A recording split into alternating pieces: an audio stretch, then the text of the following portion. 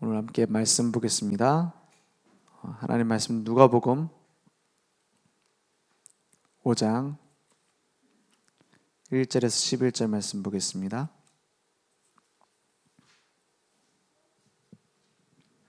누가복음 5장 1절에서 11절.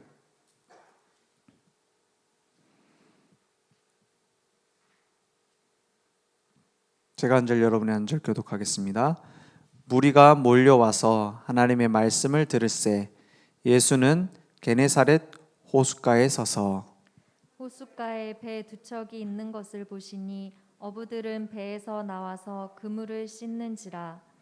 예수께서 한 배에 오르시니 그 배는 시몬의 배라. 육지에서 조금 떼기를 청하시고 앉으사 배에서 무리를 가르치시더니 말씀을 마치시고 시몬에게 이르시되 깊은 데로 가서 그물을 내려 고기를 잡으라. 시몬이 대답하여 이르되 선생님, 우리들이 밤이 새도록 수고하였으되 잡은 것이 없지만은 말씀에 의지하여 내가 그물을 내리리이다 하고. 그렇게 하니 고기를 잡은 것이 심이 많아 그물이 찢어지는지라. 이에 다른 배에 있는 동무들에게 손짓하여 와서 도와달라 하니 그들이 와서 두 배의 채움에 잠기게 되었더라. 시몬 베드로가 이를 보고 예수의 무릎 아래에 엎드려 이르되 주여, 나를 떠나소서, 나는 죄인이로소이다 하니 이는 자기 및 자기와 함께 있는 모든 사람이 고기 잡힌 것으로 말미암아 놀라고 세베대의 아들로서 시몬의 동업자인 야고보와 요한도 놀랐음이라. 예수께서 시몬에게 이르시되 무서워하지 말라, 이제 후로는 내가 사람을 취하리라 하시니. 11절 함께 보겠습니다. 그들이 배들을 육지에 대고 모든 것을 버려두고 예수를 따르니라. 아멘. 오늘 우리가 이 제자들이 다 버리고 따라갔다고 했어요. 하나님 말씀에 보면은 참 이해 안 될 때가 많습니다. 평생 어부하던 사람이 금을 버리고 따라가면 됩니까? 그런데 하나님은 하나님의 계획을 이루시는데 우리의 생각대로 하지 않으세요. 우리의 계산대로 하지 않으십니다. 오히려 우리의 처지를 고려를 안 해주는 것 같아요. 마치 지금 먹고 살 수 없는 상황 아닙니까? 다 버리면. 그리고 출애굽한 이스라엘 백성이 성막 만들어라? 사실은 입장이 안 됩니다. 그리고 바벨론 포로가 됐는데 돌아오는 이스라엘 민족에게 먼저 뭘 지으라고요? 성전을 먼저 지으라는 거예요. 집도 안 졌는데. 이해가 안 되는 얘기죠. 하나님 참 신앙생활을 가혹하게 시키신다. 어려운 훈련을 시키신다. 이렇게 말할 수도 있습니다. 그런데 가장 중요한 눈에 안 보이는 어떤 비밀을 말씀하고 계시느냐? 하나님은 지금도 대단한 사람 쓰시는 것이 아니라 모자란 사람 쓰시는 것이 아니라 이런 사람을 쓰십니다. 말씀만 따라가는 제자입니다.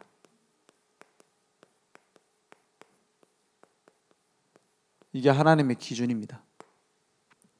이렇게 만들도록 훈련도 시키시고 이렇게 만들도록 어려움도 주시고 이렇게 만들도록 참 하나님 무심하다 싶을 정도로 버려두기도 하세요.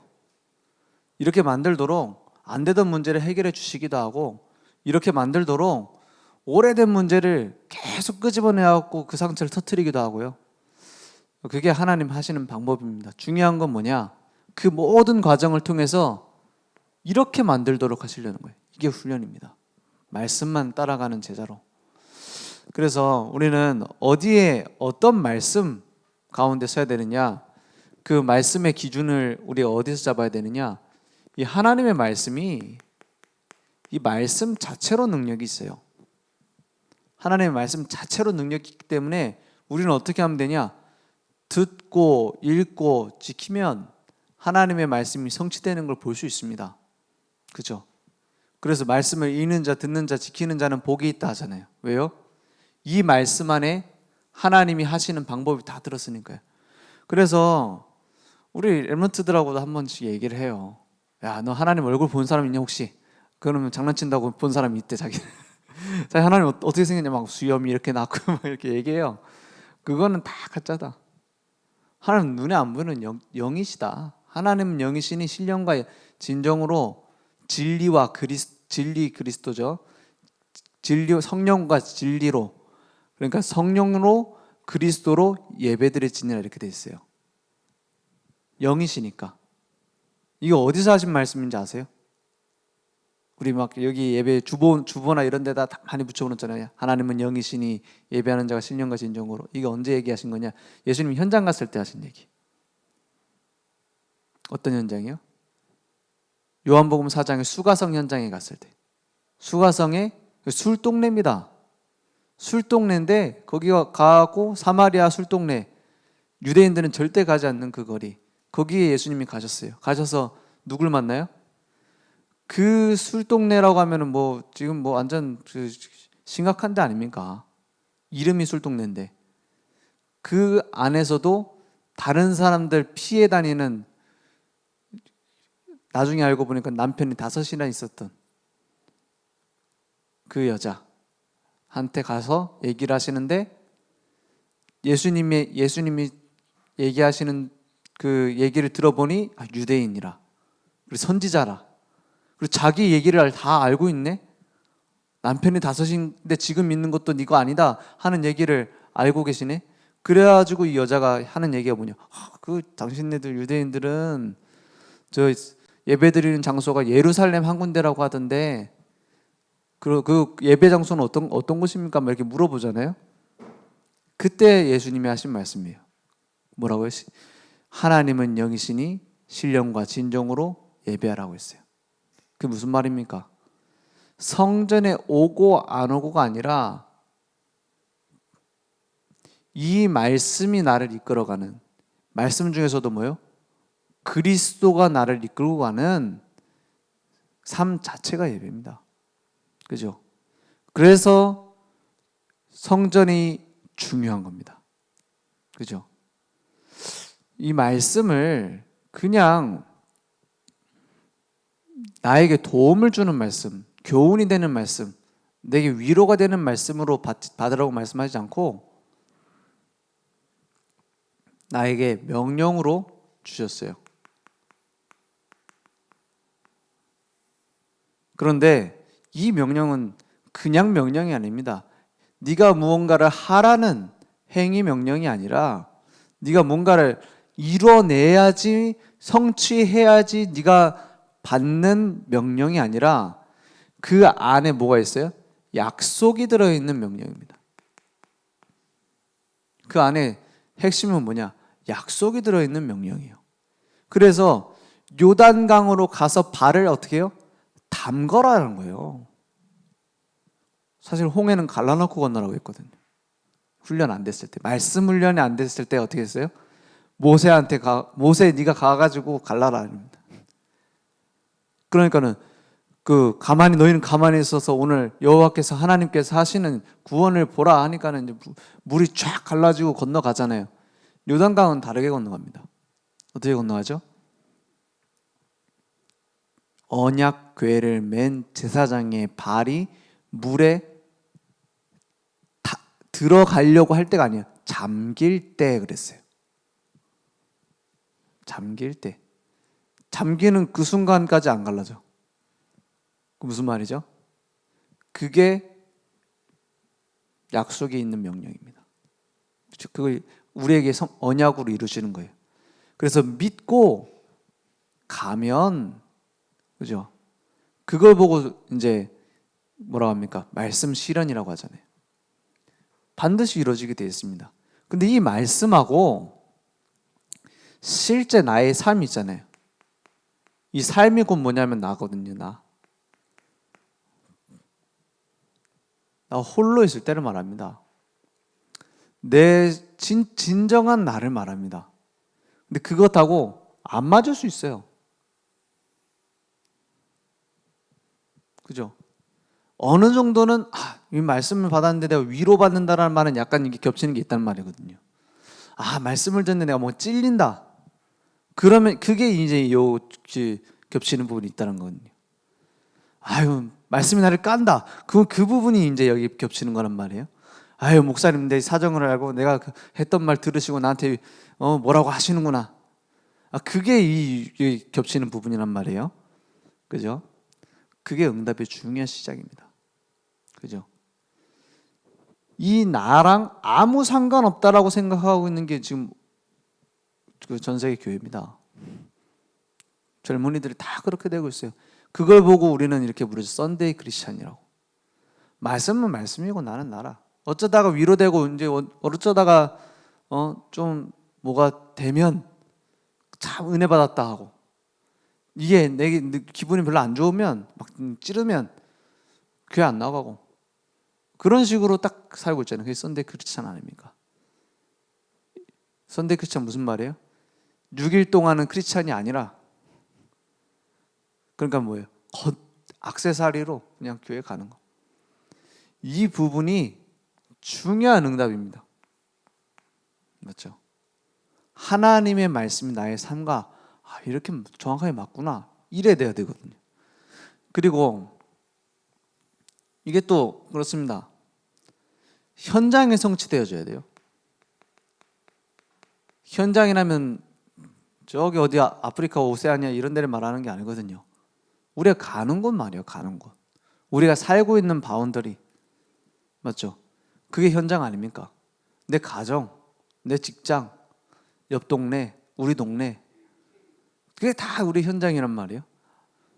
또 못 합하면 뭐 교회, 아니면 뭐 누구 어쩌다 만나게 된 옛날 친구, 다 현장이라.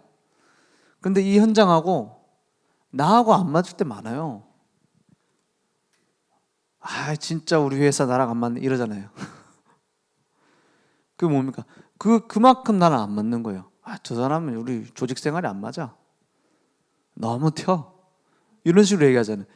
그런데 여기에서 이제 겹치는 거거든요. 그래서 요즘 나오는 말이 뭡니까? 뭘 가지라고 해요? 워라벨이라고 하잖아요. 워라벨.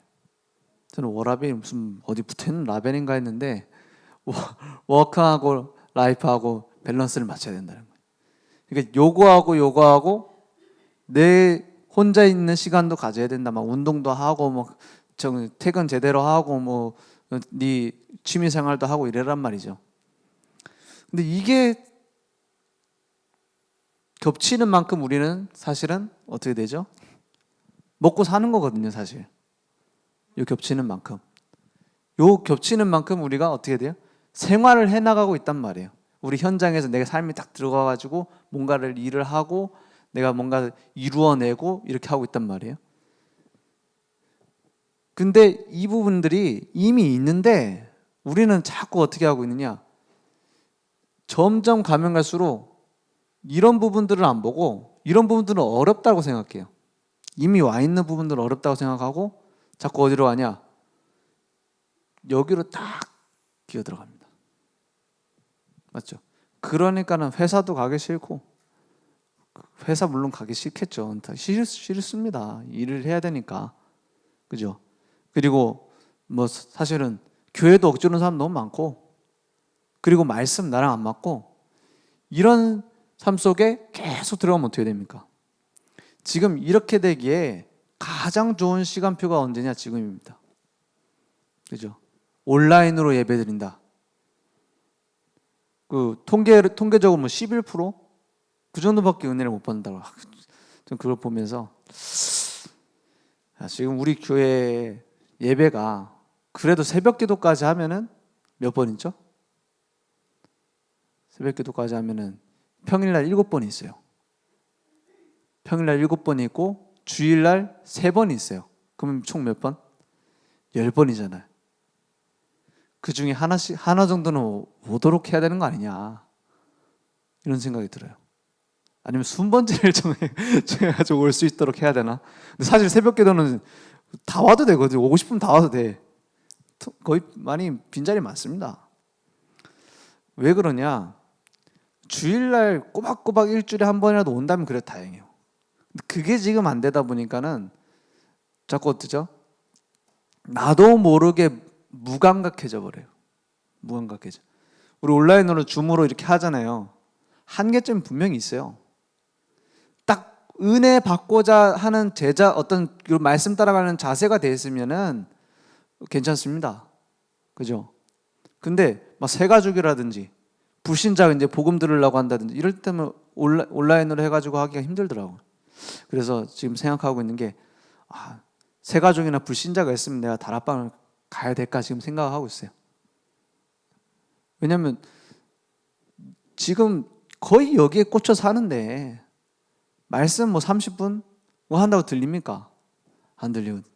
그래서 이 부분을 바꿔줄 수 있도록 여기에 우리가 집중할 수 있도록 만들어주는 게 집중훈련 아닙니까? 그죠? 여기 이것을 늘 누리고 생활해 살아가는 것이 삶오늘 아닙니까? 그죠? 요 속에서 응답으로 오는 게 62가지 삶이잖아요. 그죠? 그리고 이 속에서 딱 어떤 일들이 일어나냐? 여기에서 무슨 일이 일어나냐? 여기에서 이제 마가다락방이 일어난 전도운동이 나게 되거든요. 이게 마가다락방입니다. 그래서 내년에는 올해는 현장을 보고 이제 현장 살려야겠다 이래 했다면 실제로 다락방 운동 곳곳에 펼쳐야 되겠습니다. 온라인이 됐든 방역 수칙을 지키면서 현장에서 하든 실제로 이 부분을 찾아내 주셔야 돼요. 현장에서 나를 통해서 말씀을 이루어 가신다 이게 있어야 된다니까요. 그리고 분명히 하나님은 그것을 약속하셨습니다. 어떤 사람에게? 마태복음 4장 19절이 나의 삶의 명령으로 와닿는 사람에게 뭐라고 말씀하셨죠? 너희는 나를 따라오라 했어요. 내가 너희를 어떻게 해요? 사람을 낚는 어부가 되게 하리라. 그러니까 20절에 보니까 뭐라 합니까? 그물을 버려두고 따라오니라 했어요. 맞죠? 그런 사람들을 먼저 세워야 되는 겁니다. 그죠? 그러면 막 대단한 사람이 돼야 된단 말이냐? 그거보다는 하나님은 지금도 우리를 선택하셨어요. 내가 무엇을 대단한 일을 해야 되겠다가 아니라 주님이 선택하셨어요. 어떻게 해요? 무리들이 있고 제자들이 있는데 그 중에서 나를 뭘로 부르셨을까요? 여기서 탁 제자다 하는 사람은 용감한 사람인가요? 무리보단 제자잖아요, 그죠? 근데 우리는 자꾸 제자 하면은 부담을 가져요. 그죠? 내가 제자다 하면은 그죠? 근데 그렇지 않습니다. 하나님이 우리를 선택하셔서 제자 삼으셨어요. 어떤 제자냐? 그냥 제자가 아니라 영적인 파수꾼으로 우리를 부르셨습니다. 저는 그렇게 생각합니다. 교회 안에는 다양한 사람들이 있어요. 그렇지 않습니까? 지금 딱 봐도 다양하잖아요. 다 가지고 있는 생각, 가지고 있는 뜻, 가지고 있는 뭐가 다 다르죠. 그래서 쉽게 말해 식사당번 하나를 짜도 부딪히는 일 많아요. 그럼 그 부딪히면 성령님도 안 받는 제자 성령님도 받는 제자가 아닙니까? 그건 아니거든요. 다 성격이 있을 수 있습니다. 뭔가 내 마음대로 하고 싶은 게 있을 수 있어요. 근데 그것을 다 없애는 것 이전에 뭘 가지고 있어야 되냐? 그걸 넘어설 수 있는 방향을 가지고 있어야 됩니다. 그게 뭡니까? 영적 파수꾼입니다. 파수꾼이 집에서 자식들한테 얼마나 잘하는지는 별로 중요하지 않습니다. 잘하면 좋겠지만, 그죠? 파수꾼이 술 잘 사주면 좋을 수 있죠. 밥 잘 사주면 좋을 수 있죠. 근데 파수꾼은 뭘 잘해야 돼요? 파수를 잘해야 돼요. 그죠? 빛을 비추는 등대가 깜깜해지면 빛을 잃어버리면 아무리 예쁘게 색칠해놔도 소용이 없습니다. 그게 영적 파수꾼이에요. 그리고 영적 치료자다 했어요. 영적 의사죠. 영적 치료자. 아무리 잘생겼어도, 잘생기면 좀 치료받는 맛이 있겠지만 그 병을 진단하고 고칠 줄 모르는 의사는 필요 없는 의사입니다. 그죠? 아무리 상냥하게 친절하게 대해도 틀린 진단을 내갖고 틀린 약을 먹인다, 큰일 납니다. 예전에 저희 어떤 아는 사람이 십몇 년 동안을 약을 먹었어요. 몸이 좀 안 좋아하고 계속 좀 이제 몸이 굳어지는 병이 있어가지고, 그래가지고 십몇 년 동안을 약을 먹었는데 점점 안 좋아지는 거예요. 그래, 어쩔 수 없구나 이 생각을 하고 이제 서울로 올라온, 수도권 올라온 김에 서울에 있는 병원을 갔는데, 이게 무슨 일입니까? 깜짝 놀랄 일이 생겼어요. 십몇 년 동안에 그 병인 줄 알고 고친다고 약을 먹었는데 다른 병인 거라. 그래갖고 어떻게 했어요? 약을 바꾸고 나서 괜찮아지기 시작하는 거예요. 그걸 보면서 뭘 느꼈냐? 우리가 영적으로 문제가 와가지고 교회라고 갔는데 만약에 율법 강조하면 어떻게 되겠습니까? 그러면 완전히 죽는 겁니다. 완전히 눌려가지고 뭡니까? 쌈 싸져가지고 죽는 거예요. 막 신비주의하는 교회다 그러면 어찌 돼요? 열심히 두드려 다니겠죠. 그러면 될 줄 알고 정확한 진단을 하고 약을 줬다 그러면 어떻게 됩니까? 그게 우리가 제자인 이유입니다. 그죠? 그래서 우리를 영적 치료자로 부르셨다니까요. 그래서 영적 뭐죠? 그리스도의 대사로 부르셨어요. 그래서 너무 이 땅에 있는 거 그렇게 붙잡고 있을 필요 없습니다. 더 큰 게 있기 때문에. 그죠? 그거는 뭐 맛있는 거 먹지 말고 좋은 옷 입지 말고 좋은 집, 좋은 차 갖지 말아야 된다. 저는 그렇게 생각해요. 좋은 차를 타면 안 된다. 좋은 집에 살면 안 된다. 부자가 되면 안 된다. 부자는 악하다. 라고 말하는 사람이 돈에 대해서 제일 더러울 경우가 많습니다. 그렇더라고요. 막 목사님이 돼가지고 그 차를 저런 걸 타고 다니면 되냐. 그런 사람이 돈에 대해서 굉장히 이상하게 붙잡고 있는 경우가 많아요. 약간 돈이면 다다 이런 식으로. 그런 식으로 딱 갖고 있다니까요. 무슨 말입니까? 이 땅에 있는 것들 다 필요하고 좋은 것이지만 우리가 뭐 좋아하는 것도 많이 누리면 좋잖아요. 근데 그것에 마음을 중심을 두지 말라 이 말이에요. 그죠? 왜냐? 더 큰 거 좋은 게 있으니까. 우리 아이들이 와가지고 간식 달래요. 간식장 들어가가지고 막 초콜릿 먹고 이제 막 빵 먹고 싶다 이러면 막 이래요. 그때 제가 딱 한마디 합니다. 야, 먹지 마. 그 아빠는 먹지도 못하게 하고 막 이렇게 웁니다. 야, 먹지 말라니까. 지금 먹으면 안 돼. 왜 먹으면 안 돼? 치킨 시켜놨어. 그럼 어떻게 되죠? 초콜릿 다시 넣어놔야죠. 그죠? 왜요? 더 큰 게 있으니까. 맞죠? 그래서 우리는 이 가치를 발견한 사람이 제자입니다. 그죠? 조금 연약해 보여도 괜찮아요. 무식해 보여도 괜찮습니다. 누구도 쓰셨어요? 이 어부들도 쓰셨다니까요. 그래서 주님은 제자만 사랑하시느냐? 이 무리의 현장을 버려두지 않으셨어요. 주님 언제나 그렇습니다. 어떻게 하셨냐? 가서 치료하셨어요. 가서 연약한 걸 고쳐주셨어요. 그리고 기적도 일으키셨어요. 그러면서 뭘 보여주셨어요? 기적이 목적이 아니고 이 무리 현장 속에 숨겨져 있는 제자가 있다. 이것 때문입니다. 그죠? 주님의 목적은 이 현장 무리들이 저런 무리들 이렇게 생각할 수 있는데 그 속에 숨은 제자들이 있다니까요. 그래서 가능하면은 복음만 전하는 게 가장 좋습니다. 그죠? 가능하면은 우리가 뭔가 다른 동기 병 고쳐질 수 있습니다. 이 기도하면 됩니다라는 약간의 그런 그런 냄새 조금만 풍기면 그거 다 붙잡고 매달리고 난리 납니다. 그죠?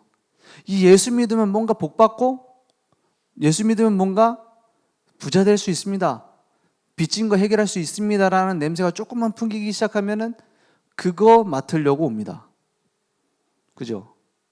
가능하면 정확한 복음만 전하는 게 가장 좋아요. 그죠? 처음 시작에 문제로 갈등으로 이렇게 상담을 하거나 이럴 때는 얘기도 들어주고 위로도 해주고 그 사람에게 이제 따뜻한 메시지도 줘야 되죠. 근데 그걸 넘어서서 복음 앞에 설 시간표가 있단 말입니다. 그걸 놓쳐버리면 안 돼요. 그거 놓치면 어떻게 됩니까? 그 동기 충족 안 되면 떠나버립니다. 그래야 된다니까요. 그때는 앞뒤도 없고 자기 거짓말합니다. 상처받은 거 사람한테 해가지고 막 상처받는 거 막 꺼내갖고 얘기합니다. 목사님 이렇게 말했던 게 너무 서운했고, 누가 이렇게 와가지고 나한테 얘기했던 게 막 서운했고 막 다 끄집어내고 얘기합니다. 근데 그거 아니잖아요. 정확한 복음 말고 다른 걸 내가 막 계속 붙잡고 따라가고 있었던 거예요. 그죠? 그래서 이 무리 현장에서 많은 치유와 축제를 하시면서 숨은 제자를 찾아내셨어요. 그래서 유대인들과 바리새인들하고 계속 뭐라죠? 논쟁을 하는 겁니다. 논쟁이 계속 되어져요. 예수님이 막 병자 고치니까는 왜 이거 고쳤냐? 막 이런 식으로 따지면은 왜 내가 이런 권세가 있다 막 다 얘기해주고 막 이러잖아요. 다 그 얘기입니다. 그래서 우리는 제자로 살 것이냐 무리로 살 것이냐는 내가 선택하는 바는 아닙니다. 이 복음이요 듣고서 그 가치를 안다 아무나 아는 게 아니에요. 그걸 보고 뭐라고요? 은혜라고 합니다. 그러면 우리는 그 은혜를 알았잖아요. 그런데 뭐죠? 이런 부분들 때문에 흔들리는 것뿐 아닙니까? 그러니까 제자들도 흔들렸다니까요. 상황이 어렵고 문제가 오고 하니까 그 상황들 속에서 어떻게 했느냐? 중요한 결단을 한 겁니다. 제자들 계속 흔들렸어요. 예수님 십자가에 죽으시고 흔들렸다니까요. 그리고 나서 어떤 결단을 했냐? 내가 열심히 담대하게 서야 되겠다 아니에요. 나의 능력과 나의 의지가 아닌 하나님이 주신 능력으로 해야 되겠구나. 이걸 결단했어요. 그래서 어떻게 했냐? 오로지 기도한 겁니다. 그죠? 이게 마가다락방이에요. 내 힘으로 제자가 될 수 없기 때문에 내 힘으로는 제자로 부름 받았지만 제자로 살아갈 순례의 길을 갈 수 있는 능력이 내게 없기 때문에 마가다락방에 모인 겁니다. 그죠? 이걸 보고 집중이라고 합니다. 그래서 어떻게 됐느냐? 사도행전 2장 1절에서 47절 마가다락방이 시작된 겁니다. 그래서 우리의 삶에도 이 일이 일어나게 될 겁니다. 그래서 말씀만 의지하자 했어요. 그 베드로가 물고기를 깊은 곳에 그물을 던질 때는 뭘 의지했다고요? 말씀을 의지했다 했어요. 그러면 우리가 제자로 쓰임받는 중요한 기준은 뭡니까? 말씀을 의지하는 겁니다. 나는 할 수 없다, 나는 할 수 있다, 다 틀린 말입니다. 말씀이 가라면 가는 겁니다. 말씀이 멈추면 멈추는 겁니다. 그래서 우리를 하나님은 어떻게 하시고자 하느냐?